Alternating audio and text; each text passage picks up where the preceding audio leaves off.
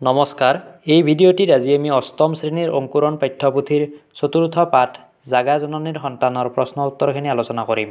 ৩ নং প্ৰশ্নৰ উত্তৰত ক নং প্ৰশ্নত দিয়া আছে কবিয়ে কাক জাগি উঠিবলৈ কৈছে। উত্তৰ কবিয়ে জননীৰ সন্তানসকলক জাগি উঠিবলৈ কৈছে। খ নং প্ৰশ্নত দিয়া আছে দুৰ্জয় অভিযান বুলি কাক কি বুজাইছে। মাতৃভূমিক ৰক্ষা কৰিবলৈ মৃত্যু ভয়কো নেওচি আগবাঢ়ি অহাকেই দুৰ্জয় অভিযান বুলি কোৱা হৈছে।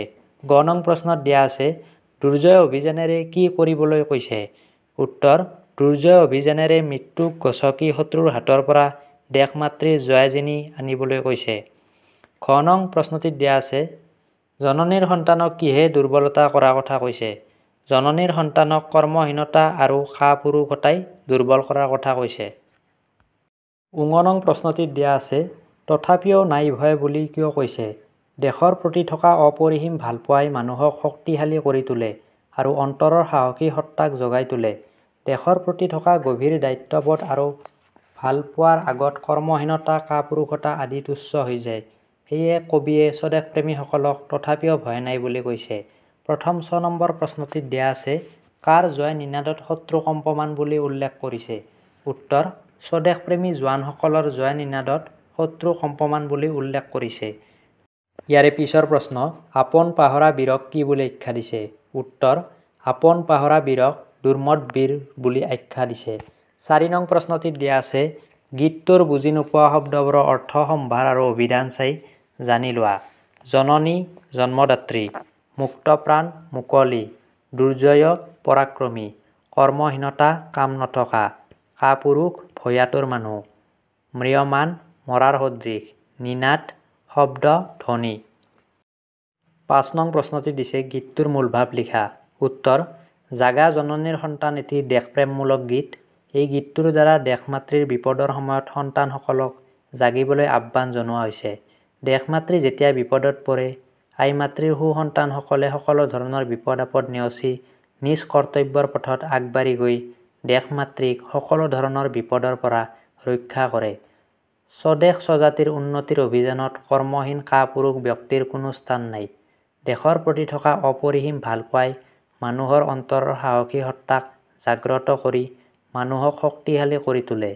নিজ মাতৃভূমিক ৰক্ষা কৰিবলৈ কোনো ক্ষেত্ৰতেই শিৰ নত নকৰা নৱজোৱানসকলক আই মাতৃৰ ভৱিষ্যত জীৱনৰ সুৰক্ষাৰ প্ৰহৰী স্বৰূপ। গতিকে এই নৱজোৱানসকলক জাগি উঠিবলৈ এই গীতটোৰ দ্বাৰা আহ্বান জনোৱা হৈছে। ৬ নং প্ৰশ্নটিত দিয়া আছে বাক্য ৰচনা কৰা। শক্তিমান শক্তিমান পুৰুষে কাৰোলৈকে ভয় নকৰে। কাপুৰুষ কাপুৰুষ লোকে জীৱনত কেতিয়াও উন্নতি কৰিব নোৱাৰে। নিনাদ নিনাদ মানে হৈছে শব্দ বা ধ্বনি। অজেয় দেশ মাতৃৰ সন্মান অক্ষুণ্ণ ৰাখিবৰ বাবে অজেয় নৱজোৱানসকলে অহোপুৰুষাৰ্থ কৰে। অভিযান সৰ্বশিক্ষা অভিযানে অসমৰ শিক্ষা জগতত নতুন পথৰ সন্ধান দিছে। ৭ নং প্ৰশ্নটিত দিয়া আছে সন্ধি গঠন কৰা আৰু ভাঙা।